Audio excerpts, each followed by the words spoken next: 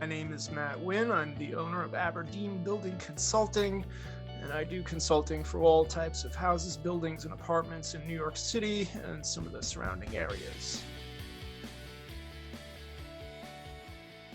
Maybe you can share with us what you think is essential about doing an inspection in any home, or if you think it is absolutely necessary in any home that you're purchasing, and what your thoughts and experiences are around that. During the normal course of my work, whether I'm in an apartment or a freestanding house or an attached townhouse, I will routinely find such things as water leakage, active leakage, that is, gas leaks, electrical wiring problems, problems with windows, and the list goes on. So just because it's an apartment doesn't mean that you can't have those problems. And then it's good to find out if these problems come to light, how building management will handle things. Now, the special thing about apartments is you're not just buying an apartment, you're agreeing to maintain a building through your common charters. So to that end, I do like to see some of the common elements of that building, such as the roof, central heating equipment, and things of that nature, to get an idea as to whether there might be any kind of major capital expenditures coming up, for which, buyers would love to know about, especially if the building doesn't know about them yet, such as, let's say the roof is shot, but the building is not planning to replace the roof yet. They may or may not have the money. And of course, the lawyers will typically be doing that kind of due diligence in terms of building financials. But if there's a major capital expenditure coming up, buyers want to know if the building will be solvent to pay for it when the time comes. That's a great point. Thank you so much for talking about that, because I didn't think of the fact that, yeah, you can actually spot things before they're even aware, because you're doing a thorough inspection of equipment that's essential for them, Yes, of the heating of the water and heating of the building. And these are things that, as long as exactly. they're working properly, maybe they're not crazy looking at them all the time, but that may become a huge expense. Yes, exactly. Now with condos, what physically differentiates a condo from a co-op is that the condo apartment will typically foist more of the ownership of the mechanicals onto the apartment owner. So with an apartment in a co-op, the building is giving you heat through a central boiler. With probably most condos, the heating is coming from equipment within the apartment. Sometimes it's tied into central building equipment, other times it's just standalone, and it's like a microwave oven. It's something that they have to replace. It's probably a little more expensive than a microwave oven in some cases, I would imagine, but it's still something that's important to have checked out in a condo purchase. Yeah, I mean, it's always important to know what you're jumping into, whether you choose to make that part of a contingency in terms of an offer, or you don't feel that it's necessary because the building is newer or for whatever reason. I think it might always be a good idea to know exactly what you're dealing with, so that, yeah, you know what future charges you can expect.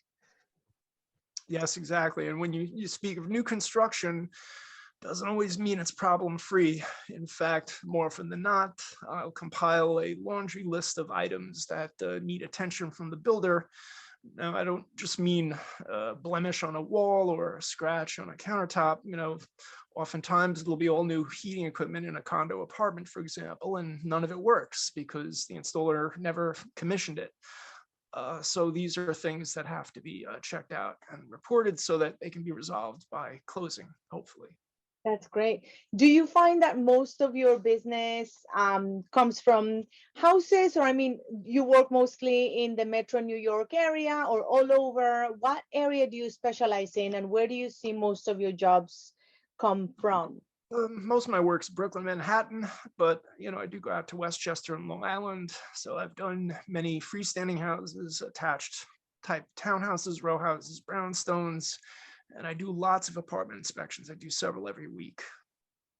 Is there any particular thing that you think somebody should look at? Like, for example, when I go on viewings with clients, I always make sure to look at the ceiling.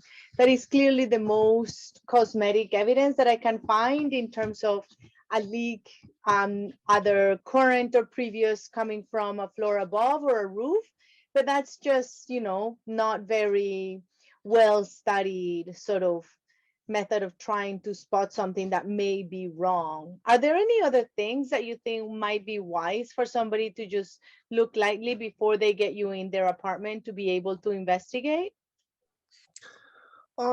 Well, one thing they could do is try out the windows. If the windows seem hard to open or if they are foggy, these are signs of aging, which means the building may need to replace windows soon. And that's, of course, a major capital expenditure, especially in Manhattan, where you pay a lot of money to hammer a nail into a wall when it comes to these things. That's one thing. Of course, you check appliances to see if they work. What you said about looking at the ceilings is exactly what I do. I use a flashlight and then I use an infrared camera because that can pick up moisture that is not visible. What about pest issues? Is that something because, go ahead. Oh yeah. Yeah, I will see signs of pests from time to time. I'll see dead cockroaches or signs of rodents. That's the most common thing that you'll find. But in apartment purchases, most attorneys will ask as part of their questionnaire if there's pest issues. Many buildings have contracts with pest control companies. They come in monthly just on a proactive basis. With regards to apartments, you can also question them to see if there have been outbreaks in the building. Another popular friend of ours who I get questioned about oftentimes is bed bugs, which you can't really see them, but if there's a treatment in the building, it will be on record, and that record, those pest control records can be requested as part of due diligence for a buyer. What would you say would be the perfect timeline to get you in there in an apartment or in a house to be able to examine at any point? Or is there, I don't know, what would be the first thing that somebody should prepare in order to be able to utilize your services? I mean, just as simple as requesting access, should they also prepare to have access to the roof? Or what do you ask people once they contact you to make your job more easy and effective? Yeah, most of the time I'll come in after an offer is accepted, but before a contract is signed. Now, I understand there is a contract clause called an inspection contingency that can be utilized. Just from my point of view, it doesn't seem like that happens that often. So usually I'm brought in before a contract is signed. It's always a good question to ask your attorney as well when it should happen. But I would say 95% of the time, probably it's before a contract. And that's probably because once a contract is signed, a buyer's ability to negotiate is greatly reduced. Right? Sometimes my findings cause people to think twice. And so it's a whole lot easier to walk away before a contract is signed, unless Yeah. they have a contingency in the contract. What do you find in speaking to people that they usually don't know and it surprises you? Or what is there about your part of the transaction or the job that people don't usually know that you think? Well, I would say mainly that I'm an educator. I'm there to educate them about the property they're looking to purchase. Yeah, I've been doing this a long time, so I can give some pretty good insight on all types of properties, and it's an educational process to me. It's very hard. What do you think are issues that you think, like, do you ever find apartments with actual structural issues or with things that are really serious that can't be, that are very costly fix? Well, firstly, I don't consider it my place to decide what's a deal breaker. I've had clients who, no matter what kind of a disaster a building or a property was, they were going to buy it no matter what the cost. And then I've had other clients who ran screaming from what I thought was nothing. So all I do is try to present information in a way that's clear and easy to understand, and try to put it into perspective with regards of how severe or how manageable a condition might be. Sounds perfect. You just provide the information and they get to decide depending again on their threshold or their sort of tolerance in terms of what they want to or can handle at the moment. Yeah, So thank you so much for your help, Matt. I really appreciate you taking the time. pleasure. Always happy to raise consciousness.